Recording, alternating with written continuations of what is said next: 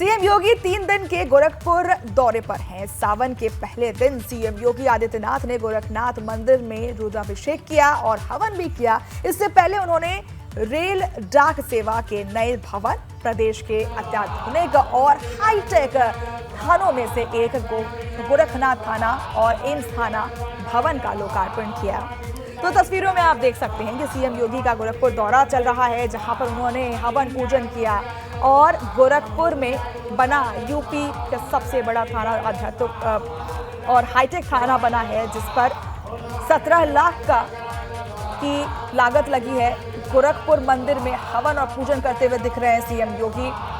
गोरखपुर में बना यूपी में सबसे हाईटेक थाना कानून का सुशासन की पहली शर्त है, ये कह रहे हैं सीएम योगी। सीएम योगी का गोरखपुर दौरा देख सकते हैं, जहां उन्होंने हवन पूजन किया और गोरखपुर में बना है यूपी में सबसे हाईटेक, सबसे अत्याधुनिक थाना, जिसको 17 लाख रुपए की लागत से बनाया गया है।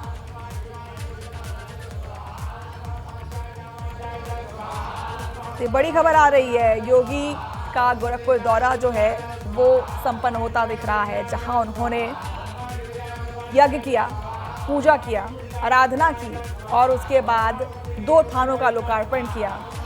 एक एम्स थाना है और दूसरा है गोरखनाथ, जहां उन्होंने जलाभिषेक किया और हवन पूजन किया। सीएम योगी का गोरखपुर दौरा, जिसमें से एक दौरे में एक काम था लोकार्पण का, जो संपन्न हुआ आज। गोरखपुर में बना यूपी में सबसे बड़ा और सबसे हाईटेक थाना।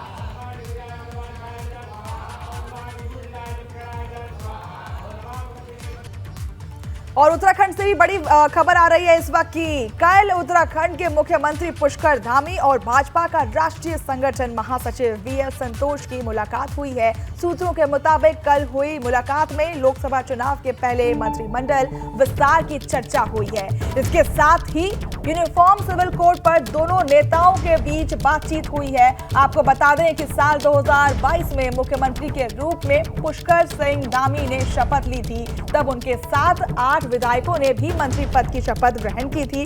शुरू से कैबिनेट में 3 पद खाली चल रहे थे। फिर मंत्री चंदन रामदास के निधन के बाद अब कुल 4 पद खाली हो चुके हैं। अब चर्चा है कि मंत्रिमंडल से 2 मंत्रियों की छुट्टी की जा सकती है। तो उत्तराखंड से 2 मंत्रिमंडल से कि उत्तराखंड के मंत्रिमंडल से 2 मंत्रियों की छुट्टी हो सकती है, ऐसी खबरें सामने आ रही हैं। कैबिनेट विस्तार की बात कही जा रही है और यूनिफॉर्म सिविल कोड सहित कई मुद्दों पर बातचीत हुई है इस बैठक में।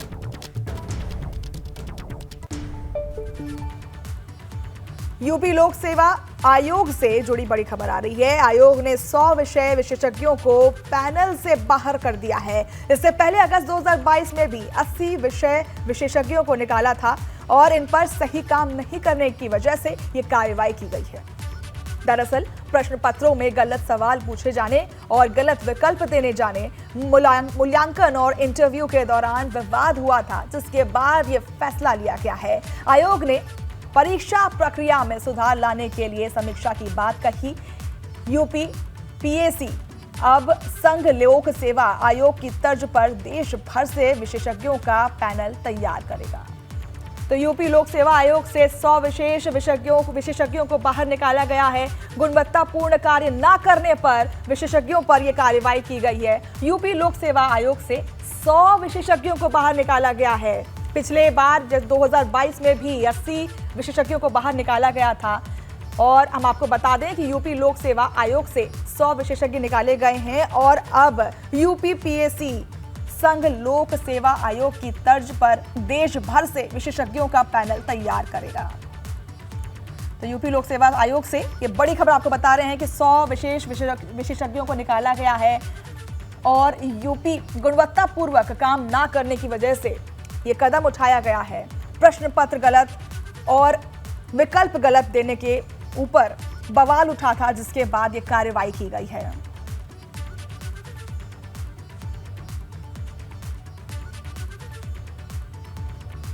गोरखपुर में मुख्यमंत्री योगी आदित्यनाथ ने गोरखनाथ और एम्स थाने का लोकार्पण किया है। यूपी का सबसे हाईटेक गोरखनाथ थाना 17 करोड़ रुपए और 5 करोड़ रुपए की लागत से बनाया गया है।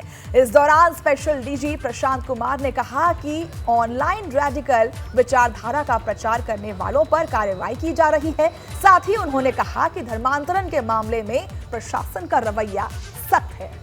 तो ऑनलाइन रेडिकलाइजेशन को रोकने के लिए ये कड़ी कार्रवाई की गई है। धर्मांतरण के खिलाफ भी सख्त कदम उठाए जा रहे हैं और आप देख सकते हैं कि किस तरीके से प्रशासन भी वहां तैनात है। हर तरीके से जांच की जा रही है।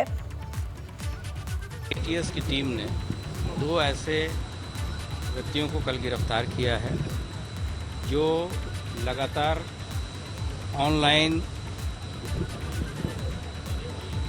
रेडिकल विचारधारा को प्रचारित प्रसारित कर रहे थे और वो खुद भी पूरी तरीके से रेडिकलाइज थे। उनके बाद से कुछ ऐसे डॉक्यूमेंट्स मिले हैं जिनके आधार पे उनकी गिरफ्तारी की गई है। यहाँ वो किस उद्देश्य से ऑनलाइन रेडिकलाइजेशन कर रहे थे इसका पर्दाफाश हो सके। लगातार देखिए धर्मांतरण के मामले में सरकार का रवैया काफ़ी सख्त है और कोई भी व्यक्ति जो जोर ज़बरदस्ती के साथ और एक गलत नियत के साथ अगर वो धर्मांतरण कराता है तो उसके विरुद्ध कठोर कार्रवाई की जाएगी। और इसी के तहत कल एसटीएफ ने 3 और व्यक्ति भी पकड़े हैं। साथ ही साथ सभी जिलों को निर्देश दिए गए हैं कि इस तरह के लोग जो कि सुनियोजित ढंग से धर्मांतरण कराते हैं उनके विरुद्ध उन पर सतर्क दृष्टि रखी जाए। जी, ये गेमिंग ऐप के तहत बच्चों को बहला फुसला के धीरे धीरे एक धर्म विशेष की तरफ ले जाना और एक ये सुनियोजित साजिश के तहत चीज़ें की गई हैं। नहीं, सावन को लेके पूरी सतर्कता है और इस संबंध में शासन के द्वारा और जो वरिष्ठ अधिकारी हैं जगह जगह जाके इस संबंध में मीटिंगें की गई हैं। आज भी प्रमुख सचिव गृह और डीजीपी के द्वारा स्वयं यहाँ पे गोरखपुर में आके गोरखपुर तथा बस्ती मंडल के